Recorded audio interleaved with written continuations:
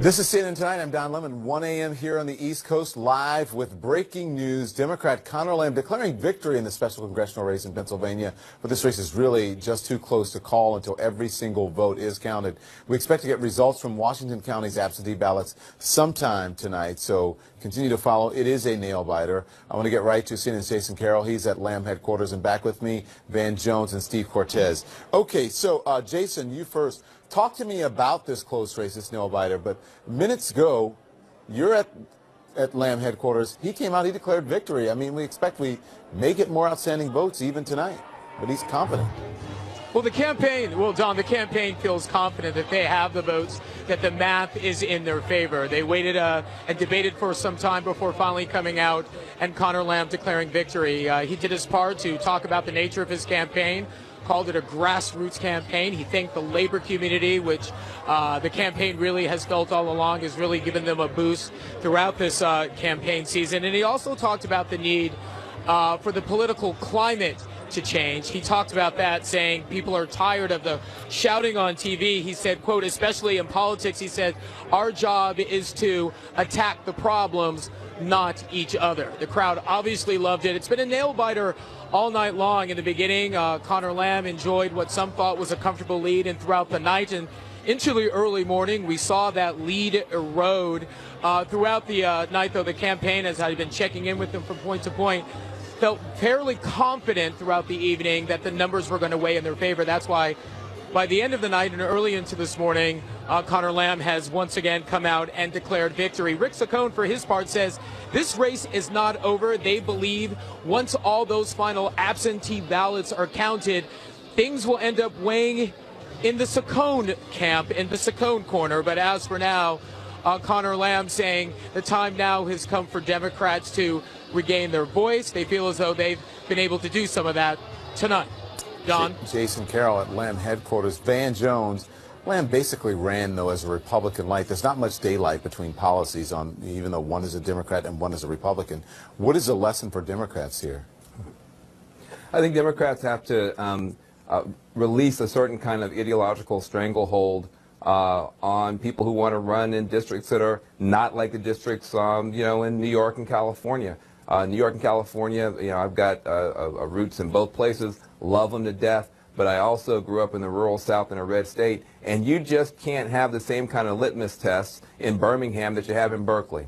And you've got to be willing to back and to support candidates who can actually win in parts of the country. Listen, this country is so big, we have 3 different time zones. It's as big as a continent. You got to let people be able to raise money and run and get support, even if they don't agree with every single part of the liberal agenda. And I tell you what, that is going to happen. People keep thinking that in some of these districts you're going to be able to run, left-wing, folks like, some of the people who, they love to beat up on.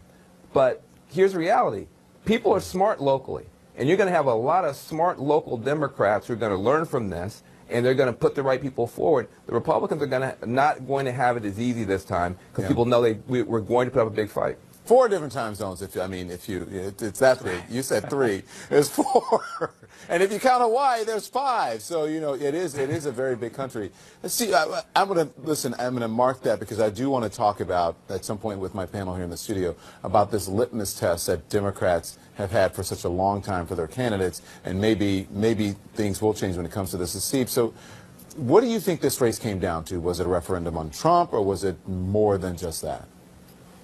I think, to quote Tip O'Neill, all politics, I think, is local. And this was a local race with a very good candidate in Conor Lamb, and I think a lackluster candidate, to be honest, in Saccone. I think the lesson to try to draw comparisons to Trump is that Saccone is not Trump, to his discredit, and Lamb, to his credit, is not Hillary Clinton. He's much, much better than Hillary Clinton. That's why there's a very different dynamic here. But I would also say this, on a national basis, and I agree with Van, I think the Democratic Party is probably getting smarter. It needs to, by the way. I mean, frankly, it's been put on its heels for the better part of a decade, lost, for instance, 1,000 state legislature seats under the tenure of Barack Obama, I think by relying too much on hard left policy. So it seems to me like the party is starting to find its footing and is going to tolerate more ideological diversity, people like Conor Lamb. That's smart. But in terms of connecting it to Trump, when you're now talking about a national race within the Democratic Party, within a national primary, I don't think there's any way somebody like Conor Lamb, somebody of that ilk, can win the nomination, for instance, for 2020 for the presidency. So there, I believe, you are going to have an Elizabeth Warren or a Kamala Harris or somebody who is hard left taking on the president for re-election in 2020. And I think the results will be like 2016. Do you think, Van, that they're going to see more Democrats running as Republican lights and from now on? We're calling them Republican lights, but basically what we're actually talking about is people who fit their district. That's something I think is important for us. Or to moderate. recognize. So I think you are going to. We have to have more moderate people. Right now the energy in both parties is on the wings. The right wing, the populist wing of the Republican Party has most of the energy. The left wing of our party has most of the energy. But that doesn't mean that in every district, everywhere, those candidates are going to be able to be successful. And so you're going to have that. But when you say Kamala Harris is hard left, I mean that's part of what you're going to see also. I think you're going to have some people who Republicans want to write off because maybe they're from California. Kamala Harris is going to have a great deal of appeal. She's a former prosecutor. She's no shrinking violet or ultra lefty at all. We've got some candidates, but I think when you're talking about 2020, but let's talk about 2018. In 2018, you've got a Democratic Party that wants to win, and is going to want to make sure that there is a counterbalance to Donald Trump in the Congress. Congress has been delinquent in holding him accountable, and people are going to tell you what. These tweets every day and being depressed and stressed out every day by Donald Trump tends to focus the mind. And you're going to have a much smarter Democratic Party in 2018 than you had 2016. And focus the ballot, too. Focus the ballot. Listen, I got to run. Thank you both. I appreciate it. I want to bring back Mark Preston now, Bakari Sellers, Amanda Carpenter, and Scott Jennings. So, listen, Bakari didn't get to speak last time, so what do you think, Bakari? I think Bakari will be very happy tonight. No, go ahead. Let me go around. I have a lot of thoughts. I want to start first with Mark Preston. Earlier today, he regurgitated a comment that was made by Barack Obama about clinging to your guns and your Bibles and that. But he failed to acknowledge the fact that Barack Obama won Pennsylvania twice, and as Amanda pointed out in the break, he actually won union households as well. The reason I bring that up is because it goes to a deeper point. The fact that what Conor Lamb did was, and I hate to refute not just you, Don, but also Van and the other gentleman, but there wasn't anything Republican light. In fact, what Conor Lamb did was he ran to the base and the heartbeat of what the Democratic Party was. I mean, this is somebody who ran on protecting the ACA and health care for all individuals. This is somebody who talked about the fundamental inequalities of the tax bill that was just passed. But even more importantly, he went out there and harnessed the energy amongst union households, which many people believe to be the backbone of the Democratic Party. And so that was my point, is that what the Democratic, what you said, used to be. And what it's not union workers and blue collar workers. That's what I meant. But is it union workers just coming back home to Democrats after Hillary failed to correct, and that's what we're seeing. It's not as if they've been gone for 2 decades. I mean, they just left. We just had a hiccup, and they didn't vote in the same numbers that they voted for Barack Obama. The last thing, and let me just point this out, because what is his name again, Steve? Steve Cortez. What Steve said that we have a bunch of old social justice warriors, and we're moving away from what Conor Lamb is. The fact is this: the Democratic Party has to be both. Because what Doug Jones was a social justice worker. What Conor Lamb is, he's somebody who's very pro-union, going out there, and they can win in their respective. But you know what both Doug Jones and Conor Lamb were? They weren't anti-Trump zealots. You didn't see them out lighting their hair on fire about Trump. I think they intuitively knew the anti-Trump momentum was there on the ground, and they didn't have to push the envelope. Democrats, talk about it. Yeah, they've been very smart and right. disciplined about that. And while the unions have been on the ground organizing, which we have to talk about what is happening with the unions, what happened in West Virginia with the teacher strike. They're getting organized in places like Oklahoma, Kentucky, red states where unions have a big presence. Republicans better be on the lookout. I do have to say this before I let you get in. I mean, listen, with Doug Jones, could win or whatever, but we have to remember there was a Roy Moore factor to this. Sure, but he didn't overplay it and make it about Trump. He was very smart and disciplined, and I think Democrats are getting smart on that. Go ahead. You know what I think is interesting about Mark bringing up the clinging to your guns and religion? That's exactly what Conor Lamb did. Literally, he was clinging to an AR-15 in the first ad that he ran in this race. So he was actually running the kind of race that Republicans are being accused of running by Barack Obama. Barack Obama didn't win this district. McCain won it. Romney won it, as has been pointed out by all these Democrat strategists. And as a special election, Lamb was not subjected to having to run in a Democratic primary. He was chosen at a party level, but he can't run an ad shooting an AR-15 and win a Democratic primary. Why not? Jason Kander did. Jason Kander won a statewide. That's a statewide race. In a world where the resistance is dominating, I'm saying this situation set up for Lamb, but it would have been different and harder had it been a primary. First of all, he's a military hero. So your advice to Democrat candidates to shoot guns in Democrat primaries? If you're a military hero and you know how to handle a gun, right. I mean, this is the problem with this is that Republicans are going to find every single excuse. I mean, you said here earlier today and said Sarkon was a bad candidate. Compared to what? Yes, I mean, what is he a bad candidate? What did he not do right? I disagree. I think he was a fine candidate. Okay. He's boring. Okay. There's 3 reasons. But that's not a death knell to be boring. Time out. He did not raise money. You want to know why that's a red herring?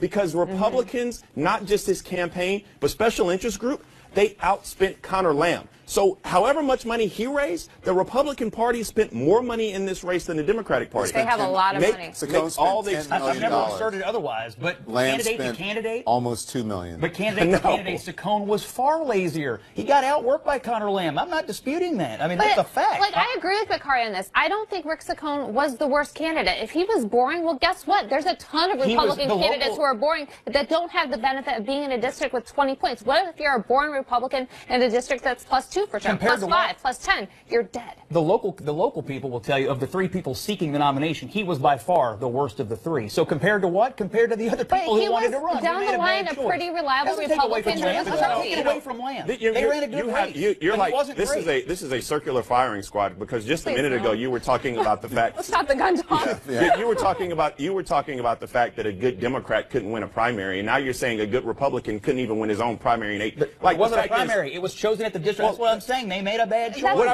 This is a prototypical discussion that's going to happen in the D.C. bubble. And I want this to continue to happen amongst Republicans in Washington, D.C. Because what we're seeing, and something that Van highlighted. Global, by the way. Well, I get you. But what we're seeing. I'm not saying what Can I make. All right, so go ahead. I'll admit it. I rolled the Acela. This is an R+11. This is an R+11 district, all right? Paul Ryan is an R4. Nunes is an R6. These guys are going to be in trouble. So keep saying it's all about this candidate or that candidate. Say what you want to say. But there are 119 Republicans tonight that should not sleep easily. Go ahead, Mark. Let me just bring it. Let me cut off together. Mark. I'm just Bakari, what do you think Mark thinks? Go ahead, Mark. No, I actually think that we're all saying the same thing. I mean, quite frankly, I think we're all on the same page. The bottom line is that going back to the clinging to the guns and religion, because you know that would not let you the last word. The idea is that the Democratic Party has pushed away folks from the Midwest and from Middle America, and they have pushed away against folks who actually do believe in the Second Amendment or the rights that go along with that. What we're seeing here, though, is that Conor Lamb is somebody who pushed back against his party, but didn't push back against his whole party, because he is a Democrat. He's a Bob Casey Democrat. Bob Casey, for all our viewers out there who probably don't remember who he is, he was a pro-life governor from Pennsylvania and got on the wrong side of the liberal. So let me ask you this, then, because this whole thing, when I said Democrats have a litmus test for every single candidate, you have to do this, you have to do that. Every single Republican in the country, and I'm generalizing a little bit, was against Donald Trump.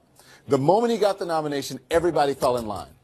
And on the Democratic side, well, Hillary Clinton doesn't believe in this. She doesn't do that. She doesn't do that. Bernie people were at the convention when she won the nomination screaming Bernie, and Democrats, they just sat there and let it happen. A litmus test is a fairly new phenomenon in the Democratic Party. It's something that we're trying to push back on. There are many of us that don't want this checklist of things you have to do. I mean, to your point and to your point earlier, I literally took my concealed weapons permit class with Nikki Haley.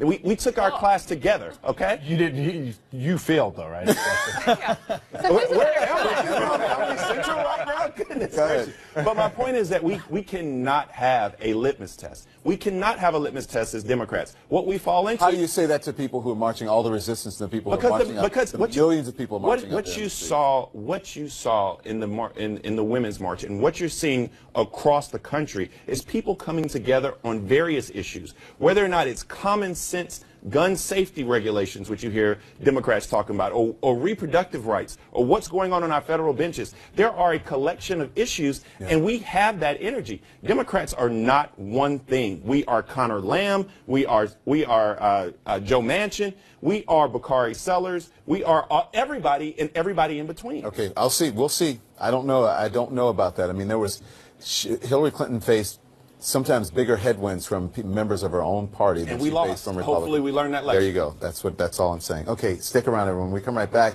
our breaking news on Pennsylvania's special congressional race, Democrat Connor Lamb declaring victory, but until every vote is counted, this race still too close to call. Here's our breaking news. Pennsylvania's special congressional election. Democrat Connor Lamb declares victory, but the race is too close to call until every single vote is counted. About 1,400 votes remain, and we are waiting some to be reported on tonight. President Trump stumped for Republican Rick Saccone this past weekend. Watch this. Go out on Tuesday and just vote like crazy. You got to get out there. The world is watching. I hate to put this pressure on you, Rick. They're all watching. Because I won this district like by 22 points. I really feel strongly about Rick Saccone, and I know him. I feel strongly about him. He's an incredible guy. Number one, and I don't know that this is important, but to me it is, he's a very fine human being. He's a good person. He's really a good person.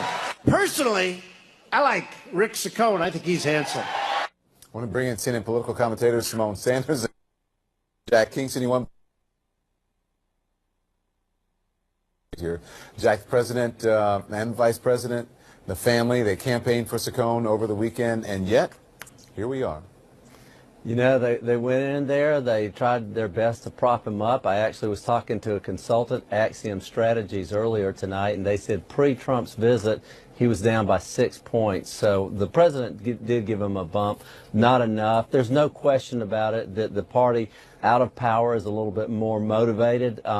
I saw a lot of candidates like this in 2006, guys like John Bocheri and Glenn Nye. I think Simone was on the Hill when they came in that class of 2006. The Democrats took over. They were really blue dog Democrats, just like tonight, Jack. Connor Lamb.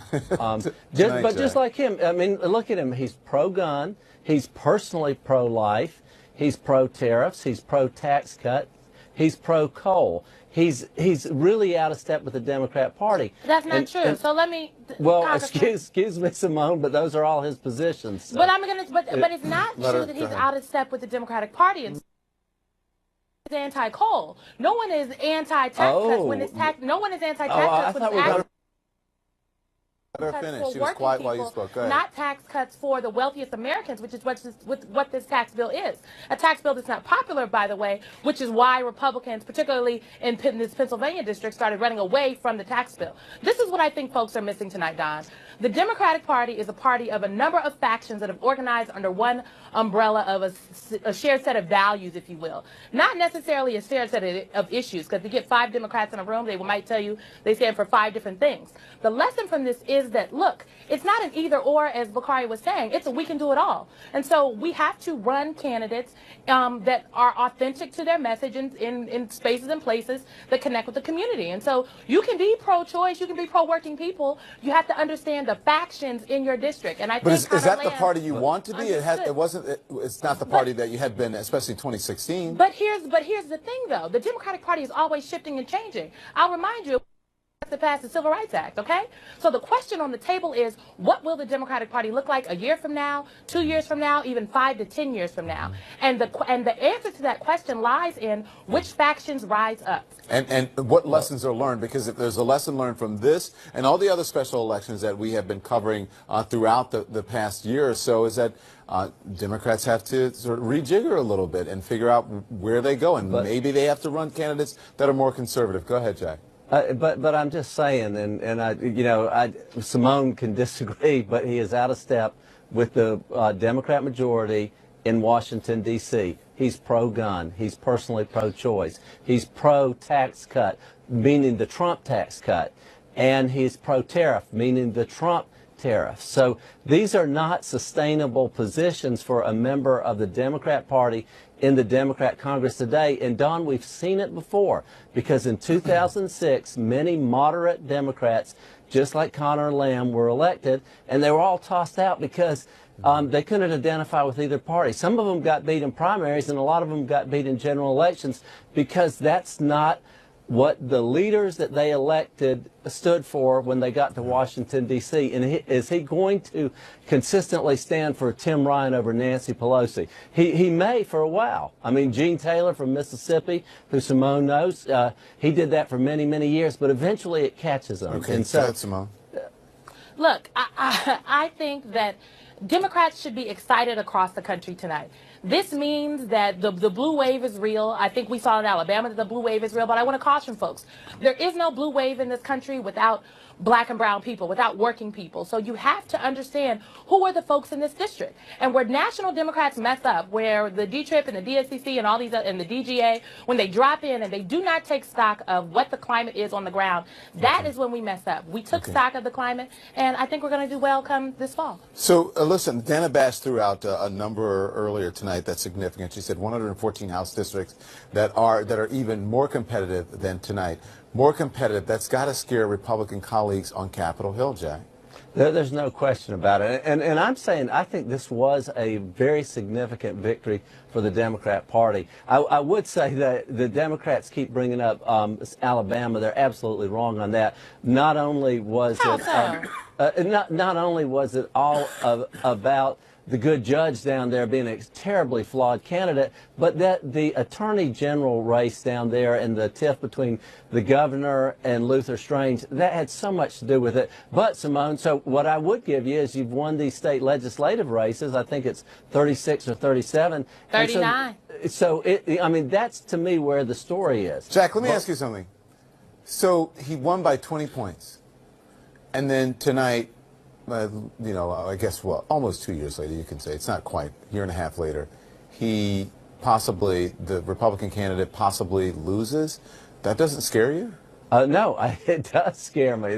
There's no question that our party is going to have to do what Conor Lamb does, is sometimes triangulate between where the White House is and their own provincial politics. You just have to do that. Democrats and Republicans do it in their own party all the time, where they have to triangulate, and they have to get on the ground, and they have to knock on every single door. But they also... While you're answering this, I want you to take a look. I'm going to put this graphic up, Jack, and I'm going to let you finish here. This is a graphic. It's from the New York Times. The blue arrows show where voters trended from Republican to Democrat since 2016. And hopefully you can see air. That's a lot of blue arrows, man. It really is, and it shows a fickleness of the voters right now, that philosophically they're out testing both parties to find out what works for them, and they're adjusting it. And so candidates have to be very, very attuned to their own grassroots sentiments. And one of the things that we did learn, both parties, in this election, is polling is not as reliable as it used to be. Part of it is because people are on cell phones, but the other part is people who were on the ground there said, they couldn't figure out which way this election was going to go. Yeah. Hey, Simone, stand by, because we're going to take a break. I'm going to bring you back on the other side. Stick around. When we come back, much more in our breaking news. Democrat Conor Lamb declares victory in the Pennsylvania special congressional race, but the absentee votes still being counted right now. Trusted name in news. Our breaking news this morning, Democrat Conor Lamb declares victory in Pennsylvania's special congressional election. A race that's just too close to call until all the votes are counted. But it should have been a slam dunk for Republicans. Back with me now, Mark Preston, Bakari Sellers, Amanda Carpenter, Scott Jennings, Simone Sanders, and Jack Kingston. You wanted to rebut something Jack was talking about, Simone? You know what? It's so late. I don't even remember what Jack said. I'm kidding. I just want to say this. I want to reiterate that Connor Lamb did not run Republican light. He did run as a Democrat. And I think what this means for Democrats in 2018 is that you can run good races with good candidates and solid messaging and great ground games. But we have to do the work to identify good candidates and to make sure we're going out there reaching people where they are in beauty shops, barbershops, in the Bible studies, wherever they are. We have to go there. Okay, Mark, this is from Alexander Marquardt, is reporting. In the morning, Saccone will be at home while his campaign team meets with the legal counsel to assess his options. Legal counsel, Communications Director Patrick McCain says that will include lawyers from Washington, from the RNC, from the NRCC. No decision will be made until after the meeting. I can't wait to get my new glasses. I can't read the small type. Go ahead. What do you think? Yeah, I mean, there's no automatic recount, right, in Pennsylvania law. So, I mean, this is, quite frankly, the same meeting is going to be happening with Connor Lamb and all his lawyers because, you know, they're going to try to figure out how do we stop this? How do we just declare victory? How do we move on? This is not out of the ordinary. Let me just say one thing here that I think that a lot of people will draw scorn at, and that's fine. Bring it on. I think that this is a victory for both political parties tonight. And here's the reason why. Bring the scorn. Oh, stop it, Simone. Here's the reason why. It is a very big wake-up call right now for the Republican Party at this point to get their act together, specifically the candidates. And everyone's kind of been talking about that tonight. And it's also a very big wake-up call for the Democratic Party that this isn't in the bag. And if you are a Democratic strategist right now, what you're hoping for is you want your activists to be hungry. If they feel like they're fulfilled right now, then that's a losing proposition heading into November. It's a wake-up call for both. So, but everyone says, you know, Republicans need to get their act together, Republican candidates. What does that mean? Here, what I think part of this means, Republicans have gotten very lazy in these races and running a cookie-cutter campaign against Democrats in which they tie the Democratic candidate to Nancy Pelosi. They paint them as anti-gun. They're going to go in your house and take your gun away. They're going to raise your taxes. They're going to make anyone in the world who wants to be a U.S. citizen a U.S. citizen. I mean, it's cookie cutter. And so when a Democrat deviates from that a little bit and you can't tag them with bam, bam, bam, those hits, they don't know what to do. So they're going to have to get smarter, too. Mike Murphy, we've had him on before. He is a Republican consultant and a Trump critic. He said we should be able to elect a box of hammers in this district. If we're losing here, you can bet there is a Democratic wave coming. What do you think of that, Scott? Well, any district that has a significant suburban population is absolutely on the Republican watch list right now. So there's a lot of districts like this, and you see what Connor Lamb did. You've seen what Democrats did in the Virginia governor's race last year in the suburbs, running up the score. And so at the end of the day, you have to put all these kinds of districts that aren't completely rural on the list of, hey, if you've never had a real race, you might have one this year, and what does that mean? So I'd say tomorrow morning, the NRCC probably sending a memo to people that have suburbs in their district saying, last night, you saw what happened to Saccone. Don't be the next Saccone. Raise money and get out and work a little harder than you used to. But what do you say, McCarty? Because Mark is trying to snatch victory from the jaws of defeat. Yeah, I don't think nobody's listening to that. Victory is determined by expectations. He said both parties. And the expectations going into tonight is that Connor Lamb was going to win before the polls even closed. And guess what? That's not what happened. So the facts still remain. Donald Trump won this district by 20. The president of the United States was just there campaigning for this candidate, and they still lost. And Scott just said raised tons of money. But listen, Saccone raised $10.6 million. Lamb 1.8 million. He didn't raise it. But can we? He did not raise it. But they want to split hairs. He didn't raise it. But the Republican Party spent that much money. They're going to spend more if there's a recount. Let McCarty make his point, and then you guys go ahead. Let me just say this. For all of everything that people are saying about the Democratic Party, and I'm very critical of the Democratic Party because I want us to be our very best selves. Over the past year, we have won everywhere in this country. We have won in suburban areas. We've won in urban areas. We've won in rural areas. You didn't win in West Virginia when the governor switch parties. I just want to remind you. Jack is late. Don, let him finish his point, Jack. But from this, we're in Democrats every single day. Mark was saying that you don't want them to get comfortable with victory. But with Donald Trump being president of the United States, Democrats will not be comfortable. And there are a lot of moderates that will not be comfortable. I want you to hold that thought because I think that's very important. Jack, go ahead, make your point. Let me say this. Connor Lamb, though, also had a message. And I agree with, all this is good content. But he also had a message. And what his message was to the 70,000 union households in that district is that I'm a traditional Democrat. I'm going to stand up for union jobs. That's why he was pro-tariff. That's why he's pro-coal. And he also said, I want to get to Washington and not be a Democrat or a Republican. I want to get what's right for Pennsylvania and America. That's a message that people like to hear. And I think that, getting back to Amanda's point, I do think there has been some cookie-cutter themes that people are tired of. And this guy, Connor Lamb, had a message. Republicans also don't recruit candidates very well. I mean, Exactly. I think there's a track I don't know, record. they recruited me. Okay, now we're making my point here. That's why we say former Congressman. Congressman, you're not in office anymore. I'm Jack. just We got a lot in common. Don't worry. But what I'm saying is, if we go back and look over the history of Todd Akin, if we look at the young lady who was not a witch, Christine O'Donnell, we can go down the list of individuals, to Roy Moore, for example, who are not good candidates. And that's going to be the problem. What the Democratic Party has done with these organizations that are not the DNC, like Emerge, like Higher Heights, like Emily's List, they've gone out and they've recruited and trained some amazing candidates outside the normal parameters of the Democratic Party. So I do think one of the things going into this, not only will we have this momentum, but I think we'll actually have better raw candidates. Okay. I think there's something, Donald, last thing I want to know is... Hold your thought. All right, We'll be right back. Love Around the World premieres Saturday at 10. Democratic candidate Connor Lamb declaring victory in Pennsylvania. Still too close to call, though. Officially back with me now, Mark Preston, Bakari Sellers, Amanda Carpenter, Scott Jennings, Simone Sanders, and Jack Kingston. Simone, is it enough to just run against Donald Trump? No, no, I've been saying this since like August of 2016. No, it's not enough to run against Donald Trump. We have to have a message. And so folks want something to vote for, particularly millennial voters that folks are hoping that will come out. Upwards of 70% of millennials do not strongly identify with either political party, which means they don't care if you have a D, or R, or an I behind your name. They want to know what it is, in fact, you are talking about. And so what I think we saw with Connor Lamb is that, particularly in this district, he ran for working people and told working people in that district, working people which can be black, white, Latino, Native American, Asian American, and otherwise, by the way, what he would do for them and how he would support them, because that was the faction that could get him elected. The last thing I want to note is, look, I worked a governor's race in 2014 when we couldn't even utter the words Obama or Obamacare. And I was in Nebraska, okay? So I say that to say Donald Trump matters in 2018. And so you're going to see Republican candidates who are going to have to run away from the president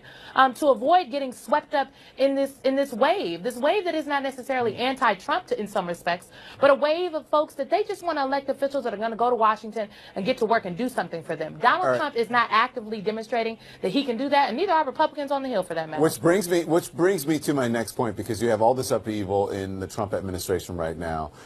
President Trump now saying, at least reportedly, that he's going to start being more Trump-like, more Trumpian, and go with his gut. And so if that does happen, Scott Jennings, that doesn't bode well, does it, for 2018 or possibly 2020?